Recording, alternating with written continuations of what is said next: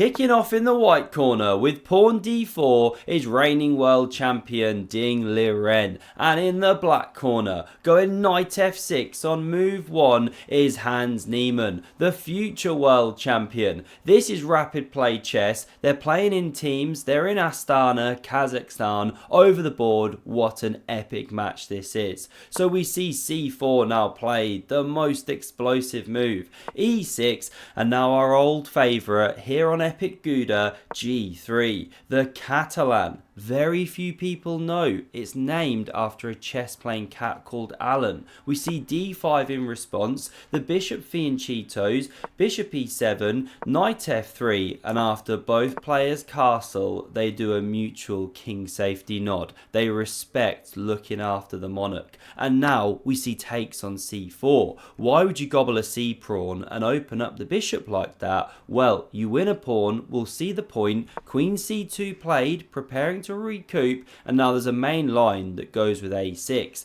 Then the queen takes and you run into a quick b5, but not here. We get this move, pawn b5, holding on to the pawn, very greedy but very double-edged, almost as double-edged as Darth Maul's lightsaber. Now a4, because obviously you want to split up the structure and you'd love to get two moves in here, a6, bishop b7, very sneaky. But this is not an inner city park. You're not playing a guy with 3 teeth who can do such magic on the board, 2 moves at once. Instead, this is a normal, over the board, proper game. Bishop b7 played, and Ding takes here. Makes a small gobble gobble noise as he does. Many top guys do it, but it's muted. He knows he's about to eat for a second time, doesn't want his tummy to get too full. Now he takes with more of a chomp. Arbiter comes over, asks him to eat a bit more quietly with his mouth closed. Now we see knight captures and queen takes on c4. The dust settled a bit, white is a pawn ahead. Why would you do this?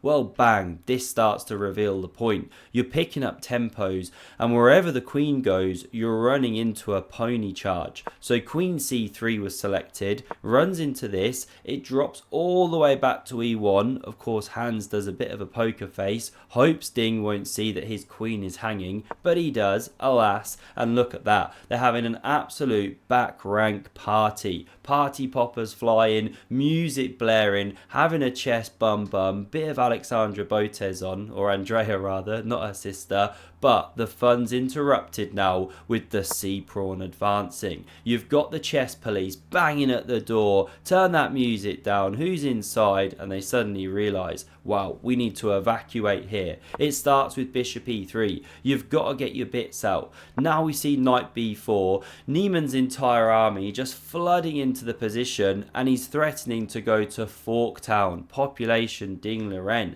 So takes on a8 was played, hits that queen recaptures, setting up this huge battery on the diagonal. Whoops, that's a misfire. Early morning here in the UK, apologies. And in this position here, we now get knight c3. More development. It allows for this one, and this one, forking queen and bishop, losing the bishop pair, but you had to unravel. You were way too tied down. This is a theoretical position, been seen before, everything going into the blender, and now we've got to take stock.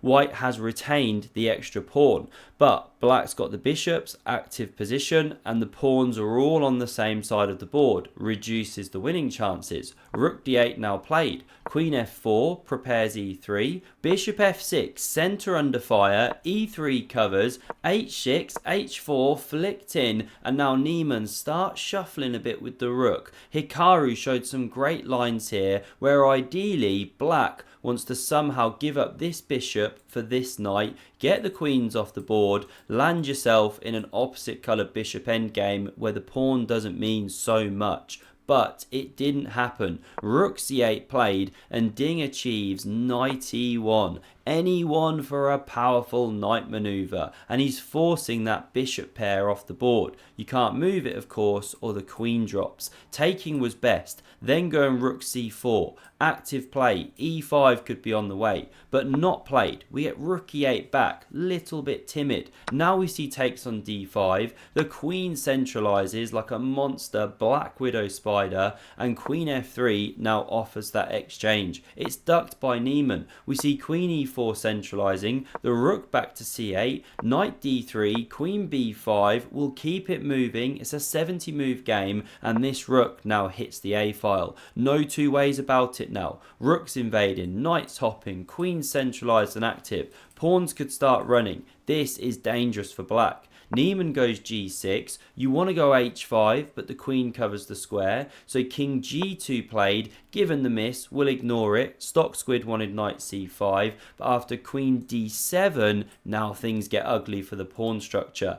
h5 was better. Set them up on the opposite colour to your bishop, it can keep running around. But this one was played, allowing h5, ding pounces, g5 on the board. That is ugly. The bishop's crying. Rook b1 now played, looking for some invasion down here. And in view of that one, Niemann now swaps the queens. Wasn't forced. Maybe he should have kept them on, looking for some tricks. But he plays this one. They leave the board. Rook recaptures and the rook invades. Given a miss because the engine preferred g4. But the Silicon Overlord sees all. These are human players. Niemann doesn't play g4 in response. He goes rook c2. The knight hops to c5, king f8, g4 on the board, and the trap is shut on that horrible black structure. Rook a2, king f3, rook c2, waiting, pressuring the f-pawn. The king kept honest, so the knight hops back, covers f2, and now you're free to start running. In comes the king,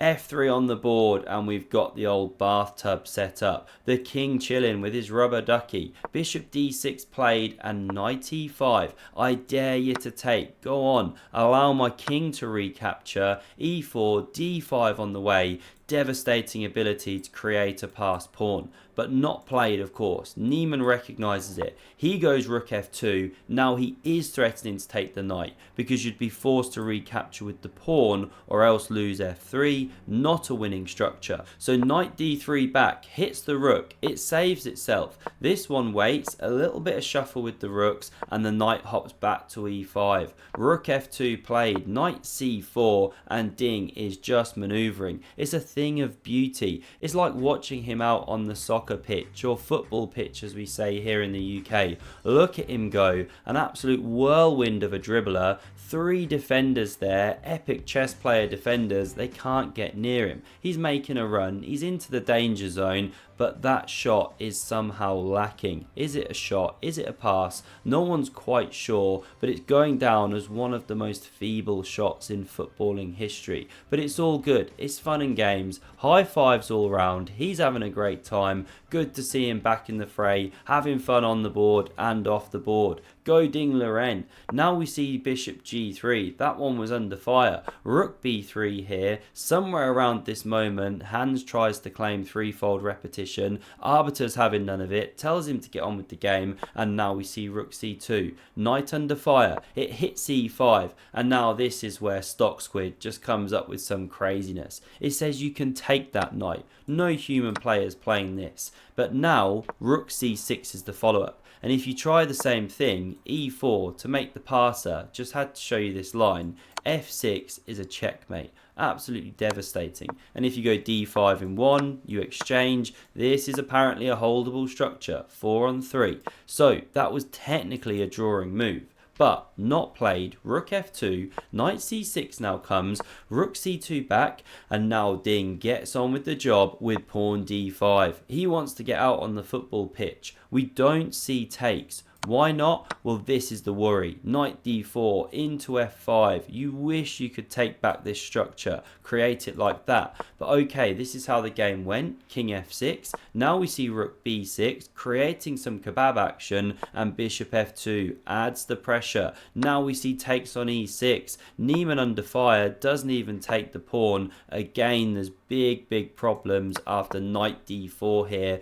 big trouble on both of those squares. So this was played. Now we see takes on f7, e7 technically better, then looking for rook b8 and promotion. It was a great attacking continuation, but this still decent. Takes with check. Now we see some tickle. After this move, getting out the extra of the bishop, we see check, king e4, a little bit more tickle here, not literally of course, that's only allowed in classical chess. In a drawn position you can go for the armpit technically, but not here. This is rapid play chess, and now we don't see the rook take the pawn on f3, or you run into knight e5 check. So rook d1, still the knight checks, the rook cutting the king, so it staggers over to g7, check, this one goes and the knight hops in. This is devastating for the black pawns, but Niemann, to his credit, finds the counterplay move, brings the rook to f4 to gobble the backwards pawn. The knight takes here, rook takes, knight f5, worth a pawn, said Garry Kasparov. So imagine having the knight there and being a pawn ahead. We see bishop h4 now played, technically bishop e1, rook c3 better according to Stocktopus, but this is so difficult. This one is played to cover the pawn quite naturally, but now check. The king goes and this one's advancing down the board. This check is played, and now this is incredible. I've clicked quite a bit here and it's fascinating. This is the winning move. Why? Because if you don't hit a dark square, you don't allow the bishop to check with tempo, and therefore there are these maneuvers of knight e7 to g6 on the way. That would be a checkmate. Or think knight d6 to f7 on the way. That would be a checkmate, and you can't stop it with just the rook in the defense. However, this one is played. It's a drawing move, because now there's a check, the king goes, there's a check, the king now staggers into e6, but there was a problem with the relay, and this time after rook b6 check, say king f7,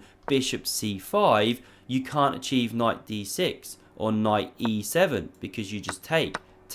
And then of course, yes, you can take here. Whoops, whose move is it? Take here, take here. This should be a draw. This is the general theme. The bishop participates in the defense, stops those knight jumps. Incredible. But after this check, Ding didn't go king e4. He went king e6, and Hans Niemann resigns the game in a technically drawn position. Even there, the draw isn't really obvious. White gets these positions with these two pawns here. Computer says it's holdable, far from obvious for any human player, but fine. This was the final position on the relay because they reset the kings at the end of the game. Ding Liren takes down Hans Niemann here. Tough day for him, but great day for Ding Liren. I hope you enjoyed. Smash subscribe if you did, and check out the video on screen in case you missed an epic game between Magnus and Richie, same tournament. Absolute devastation.